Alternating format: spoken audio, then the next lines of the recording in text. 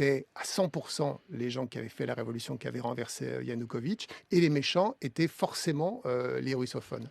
Ce qui, en gros, n'était pas tout à fait faux, sauf que la réalité, c'est au sein des nationalistes ukrainiens, il y avait des bandes armées extrêmement violentes et qu'il fallait un peu de lucidité journalistique ou un peu de lucidité citoyenne pour voir vraiment de quoi ils étaient capables.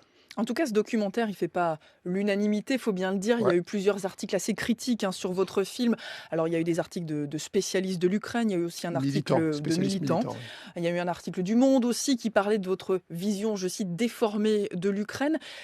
Vous avez eu l'impression d'avoir exagéré un propos, de ne pas avoir suffisamment étayé votre démonstration? L'Ukraine, en septembre, a émis une liste d'interdiction du territoire de 40 journalistes, dont il considérait que le traitement n'était pas en sa faveur, le gouvernement ukrainien. Il se trouve que la personne qui a chroniqué mon film est le journaliste du Monde, puisque c'est le seul vraiment article critique dans la presse indépendante, qui doit travailler en Ukraine.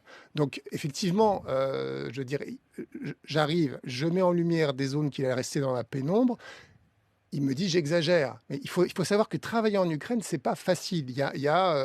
On n'est pas sûr de pouvoir rester sur le terrain, ad vitam aeternam. On peut se faire interdire l'entrée du territoire. Donc moi, le fait qu'ils disent que j'ai un peu forcé le trait, ça ne me surprend pas vraiment, quoi. On vous accuse aussi d'épouser d'une certaine manière la thèse selon laquelle, voilà, c'est la thèse du Kremlin en tout cas, la Russie a accusé justement la révolution ukrainienne d'avoir été soutenue, voire téléguidée par les milices d'extrême droite.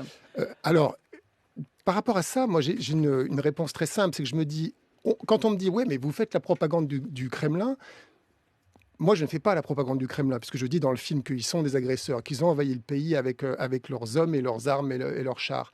Mais refuser de dire quelque chose, de peur de faire la propagande d'un camp, c'est soi-même être propagandiste. C'est soi-même accepter d'occulter la vérité. Donc moi, j'essaie de faire œuvre de journalisme et de mettre la lumière sur quelque chose qui avait été dissimulé jusqu'alors. Et on le découvre donc ce soir, Ukraine, les masques de la révolution, ce soir, 22h30 sur Canal+. Merci beaucoup, Paul Merci à Moreira, vous. d'être venu à France Info ce matin et à demain, Céline Aslo.